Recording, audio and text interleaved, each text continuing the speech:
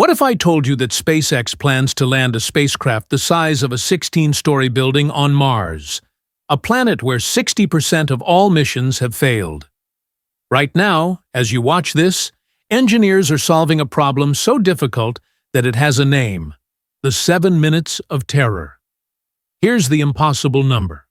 A spacecraft traveling at 12,500 miles per hour must slow down to zero in less than 7 minutes using an atmosphere that's 100 times thinner than Earth's. Parachutes barely work. Airbags can't cushion something this massive. And the engines that could slow it down might literally dig their own grave in Martian sand. So how will SpaceX actually pull this off? Stay with me here, because the solution involves techniques never attempted in human spaceflight. And if they fail, we'll witness the most expensive fireworks show in history. Let me put Mars landing difficulty into perspective with some numbers that should terrify you. Since 1960, humanity has attempted 50 Mars missions. Roughly half have failed completely. And those were small spacecraft. The heaviest thing we've ever successfully landed on Mars is NASA's Curiosity rover at 1,082 pounds. SpaceX's Starship weighs approximately 1,300 tons when fully loaded for Mars. That's not a typo. 1,300 tons. That's 1,300 times heavier than anything we've successfully landed. To visualize this, imagine successfully landing something heavier than 3 fully loaded 747 aircraft stacked on top of each other, using an atmosphere thinner than what you'd find at the top of Mount Everest. You might be thinking, but SpaceX lands rockets all the time on Earth. Here's where that comparison breaks down completely. On Earth, Falcon 9 uses aerodynamic forces, GPS guidance, and engines that can throttle precisely, all assisted by our thick, cooperative atmosphere. Mars has 1% of Earth's atmospheric pressure. GPS doesn't exist there. Communication delays of up to 24 minutes mean no real-time guidance from Earth. And the Martian surface is covered with rocks, slopes, and dust that could cause catastrophic failure in the final seconds. NASA engineers have called Mars the hardest place to land in the solar system. So, how is SpaceX planning to land something hundreds of times heavier than anything before on a planet that kills half of everything we send there? The answer is either brilliant engineering or monumental hubris, and I'll let you decide by the end of this video. Before we can appreciate how audacious SpaceX's plan is, you need to understand why Mars landing is fundamentally different from anything we do in Earth orbit. This is called EDL, entry, descent, and landing. And on Mars, every single phase is trying to kill you. Phase 1. Entry. When a spacecraft hits the Martian atmosphere at interplanetary speeds, around 12,500 mph, it generates tremendous heat through air compression. We're talking peak temperatures of 3,800 degrees. On Earth, our thick atmosphere provides lots of drag to slow spacecraft down. On Mars, that 1% atmospheric density means you're still traveling at supersonic speeds when you're dangerously close to the ground. Heat shields help, but they can only do so much. You need additional braking methods. Phase 2. Descent. Traditionally, Mars landers have used supersonic parachutes to slow down further.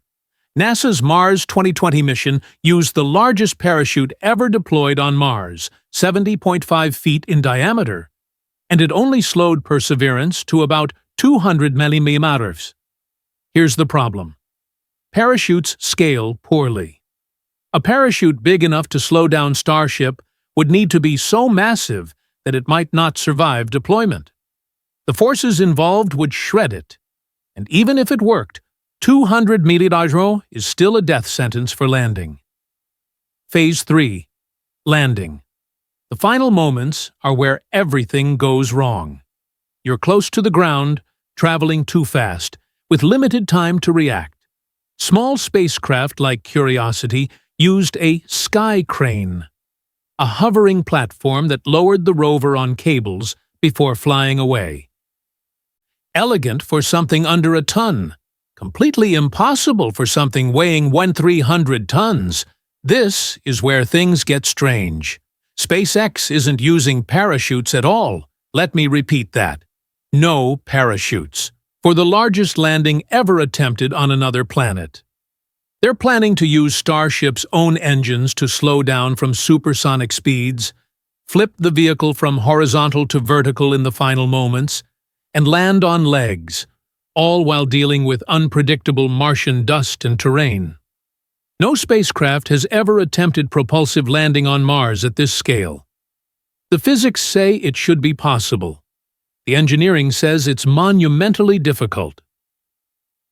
And there's a problem nobody talks about enough. Engine exhaust hitting the Martian surface creates something called crater excavation. The rocket plume might literally blast a hole beneath the spacecraft as it's landing. How do you land on ground that's actively being destroyed by your own engines? This is the puzzle SpaceX is trying to solve, and their answer is unlike anything that's been attempted before. What I'm about to reveal is SpaceX's actual technical approach, the engineering solutions they've developed, the problems they still face, and why some experts think this is either genius or madness. If you're fascinated by the boundary between possible and impossible, hit subscribe right now. I break down complex space technology every week, and trust me, the second half of this video is where things get truly wild. Let's continue. To understand how SpaceX arrived at their Mars landing strategy, we need to follow the development story. 2015-2016. Proving propulsive landing. SpaceX's journey to Mars began with learning to land Falcon 9 boosters on Earth. Remember those early attempts? Explosion after explosion. How not to land an orbital rocket became a viral compilation, but they kept iterating. By December 2015, they achieved the first successful landing of an orbital-class rocket. By 2016, they were landing on drone ships in the ocean. The key innovation: throttleable Merlin engines that could adjust thrust in real time, combined with grid fins for aerodynamic control during descent. But here's what nobody realized at the time. This was all practice for Mars. 2016-2019. The Raptor Revolution. Merlin engines run on kerosene and liquid oxygen. Great for Earth operations, but kerosene can't be manufactured on Mars. SpaceX began developing Raptor, a full-flow staged combustion engine running on methane and liquid oxygen. Why methane? Because it can theoretically be produced on Mars using the Sabatier reaction. Martian atmospheric CO2 plus hydrogen yields methane and water. This was Elon Musk's master plan emerging: land on Mars, manufacture fuel there, and return to Earth without carrying fuel for the trip back. But Raptor had to be throttled more precisely than any rocket engine ever built. Landing Starship would require thrust adjustment down to single percentage point precision. 2020-2021. The belly flop era. SpaceX began testing something bizarre.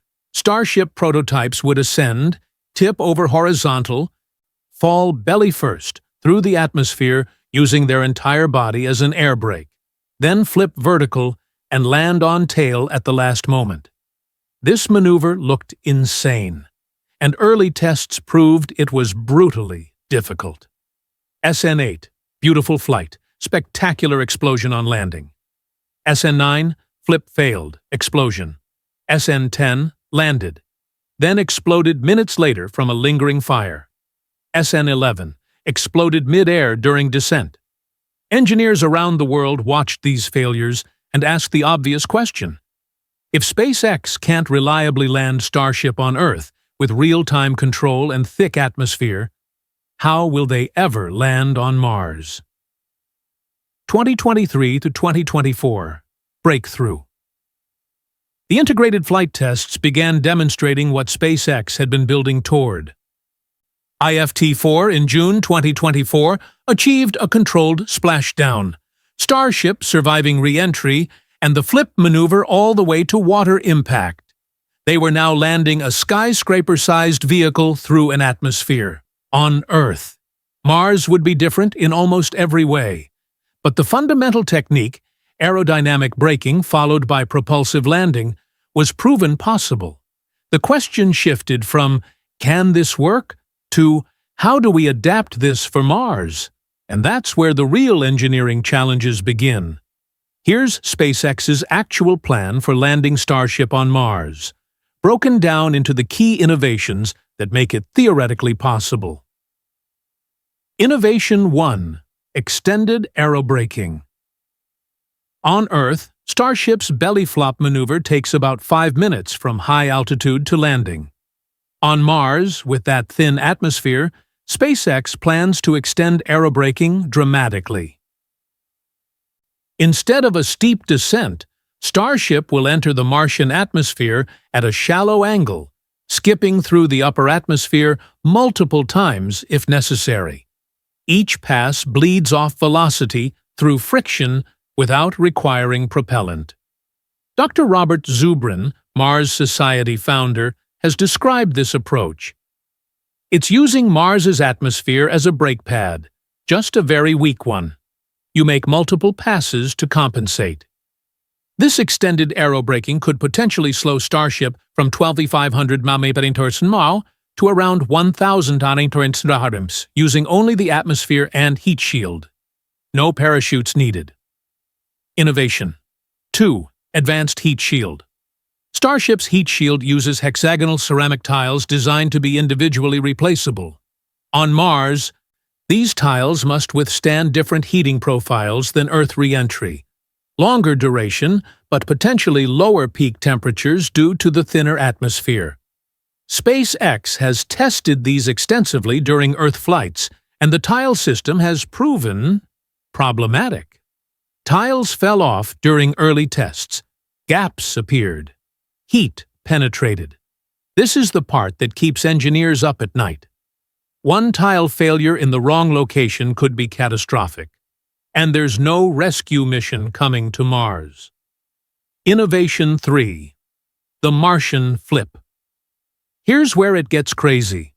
After aerobraking slows Starship to around Mach 2, the vehicle must flip from horizontal to vertical orientation and fire its Raptor engines for final descent. On Earth, this flip happens at relatively low altitude, a few kilometers up. On Mars, with thinner air providing less control authority for the aerodynamic surfaces, this flip must happen higher and may be more difficult to control precisely. SpaceX is developing Raptor engines that can gimbal, pivot, more aggressively to help manage the flip. They're also working on cold gas thrusters for additional attitude control, where aerodynamic surfaces don't work. Innovation. 4. Precision throttling in near vacuum. Raptor engines must throttle down to incredibly low thrust levels for the final landing, essentially hovering a 1,300-ton vehicle on engine power alone. On Earth, this has been demonstrated, but Raptor engine behavior in Mars's near vacuum, with Mars's different gravity, 38% of Earth's, has never been tested in actual conditions. Simulations say it works. Reality hasn't confirmed it yet. Innovation 5. Pre-positioned landing infrastructure. This is the part SpaceX doesn't advertise heavily, but it's crucial. The current plan involves sending uncrewed starships to Mars before any crewed mission. These ships would confirm the landing technique works, establish a landing site, begin producing methane fuel for return trips, create flat, stable landing pads for future ships. If early uncrewed landings fail, SpaceX learns without losing crew. If they succeed, They've built infrastructure for the crewed missions. Gwynne Shotwell, SpaceX president, stated in 2023, "We'll send cargo ships first, multiple cargo ships. If they all crash, we learn a lot. If one survives, we have a proof point." The math is brutal but honest. SpaceX expects early landing attempts might fail. They're planning for failure as part of the learning process. But can you accept that approach when human lives are eventually at stake? Just when you thought you understood the plan? Let me introduce the complications nobody's solved yet. Complication 1. The dust problem. Mars is covered in fine electrostatically charged dust. During landing, Raptor engines will create a massive dust storm around the vehicle. This dust could clog engine valves, coat sensors and cameras needed for precision landing, create an opaque cloud that prevents the landing system from seeing the ground, contaminate everything inside the vehicle once doors open. Dr. Philip Metzger, a planetary scientist at University of Central Florida, has published research showing that rocket exhaust on Mars behaves unpredictably. We might see dust lofted kilometers into the atmosphere from a single landing. We don't fully understand how this affects the vehicle during those critical final seconds. Some engineers have proposed landing on prepared surfaces, but how do you prepare a surface before anything has landed? Complication 2. The terrain gamble. Even with orbital imaging, we can't see rocks smaller than about 1 meter from space. Mars rovers have encountered sharp, jagged rocks that would destroy landing legs. Starship's planned landing legs must support 300 tons on potentially uneven, rock-strewn, dust-covered terrain that might collapse under concentrated weight. One leg sinking. One rock puncturing a leg. One unexpected slope. Any of these could topple the entire vehicle. Complication 3. The 24-minute silence. When Starship attempts Mars landing, Earth will receive the signal somewhere between 4 and 24 minutes after it happens, depending on orbital positions. There's no joystick control. No abort commands. The entire landing must be fully autonomous. The vehicle must make split-second decisions about thrust, orientation, and landing site adjustment using only onboard sensors and pre-programmed algorithms. On Earth, SpaceX has human engineers monitoring every landing, ready to intervene. On Mars, Starship is completely alone. The competing philosophies. NASA's approach has always been conservative. Small landers, proven technologies, extensive testing before each increment in capability. SpaceX's approach is move fast and break things, acceptable for cargo. But can you apply that philosophy to human Mars missions? Some aerospace engineers argue SpaceX is skipping crucial development steps. Others argue that conservative approaches will never achieve Mars colonization in our lifetimes. Robert Zubrin has defended SpaceX. They're doing what NASA should have done 30 years ago. Rapid iteration, actual hardware testing, accepting failures as learning. But Dr. Casey Dreyer, chief of space policy at the Planetary Society, has cautioned. The gap between landing cargo and landing humans is enormous. Cargo can crash. Humans cannot. And there's one more factor everyone's debating: timing.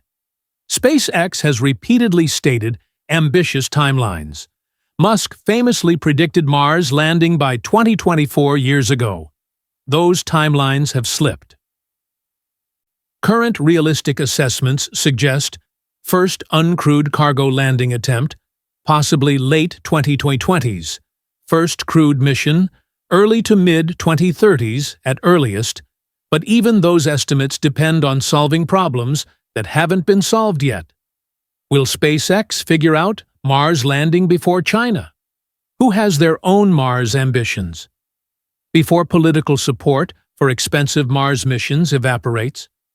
Before Elon Musk moves on to other obsessions, the race isn't just against physics, it's against time, money, and human attention spans. Okay, I want to hear your honest assessment. After everything we've covered, where do you land on SpaceX's Mars strategy? Option A. SpaceX's iterative approach will work. They'll solve problems through rapid testing and eventually land successfully. Option B. The engineering challenges are too fundamental. Major design changes will be needed before Mars landing is realistic. Option C. SpaceX will land cargo successfully, but crewed missions will require NASA-level conservative approaches. I genuinely want to know what you think. Drop A, B, or C in the comments and explain your reasoning. These discussions help shape future videos, and I read every comment. Sometimes you all catch technical details I missed. Let's figure this out together. Here's why SpaceX's Mars landing approach matters far beyond just getting to Mars. Every technology developed for Mars landing has Earth applications. Advanced heat shield materials improve everything from hypersonic flight to industrial furnaces. Precision throttling algorithms apply to autonomous vehicles and industrial robotics. Life support systems developed for Mars improve disaster response and remote medicine. The economic model SpaceX is pursuing, reusable spacecraft, in-situ resource utilization, decreasing cost per kilogram, could transform access to the entire solar system. If they prove Starship can land on Mars and return, the same vehicle architecture could reach the moons of Jupiter, the surface of Titan, and eventually anywhere with a solid surface. And there's the existential argument that Musk has made repeatedly. Humanity needs to become multi-planetary to survive long-term. Asteroid impacts, supervolcanoes, nuclear war, pandemics. A single-planet species is vulnerable to extinction. Whether you agree with that philosophy or not, SpaceX is the first organization seriously attempting to make it real. Their success, or failure, will shape what China does, what NASA does, what private industry invests in. The next decade of space exploration depends significantly on whether Starship can land on Mars. You're not watching a corporate project. You're watching a potential turning point in human history. And you now understand the technical challenges better than 99% of people discussing this topic. Here's the hopeful reality. Every major space achievement seemed impossible before it happened. When JFK announced the moon goal in 1961, NASA didn't have the rockets, the computers, or the techniques. They invented them. SpaceX has already achieved things aerospace experts said were impossible. Landing orbital boosters, reusing them rapidly, building the most powerful rocket ever flown. The pace of Starship development is accelerating. Each flight test reveals new data. Each failure teaches lessons that simulations couldn't. Whether it's 2029 or 2035, the trajectory is clear. SpaceX is building toward Mars landing, and they're further along than anyone else. The story isn't over. We're watching it unfold in real time, and the next chapters might happen sooner than anyone expects. But landing is just the beginning. In upcoming videos, we're exploring how SpaceX plans to make fuel on Mars, the chemistry and engineering behind in-situ resource utilization that makes return trips possible, the terrifying reality of Mars radiation, what 7 months in deep space actually does to the human body, and the controversial solutions being proposed. Why some scientists think Mars colonization is impossible. The technical arguments against permanent settlement and how SpaceX responds. If any of those spark your curiosity, subscribe and hit the notification bell. You won't want to miss what's coming. Thank you for taking this deep dive into one of humanity's most ambitious engineering challenges. Whether you're excited, skeptical, or somewhere in between, we're living through a remarkable moment. The first serious attempt to land humans on another planet. Whatever happens next, we get to watch it unfold. And now you understand what's actually at stake. Keep looking up. See you in the next one.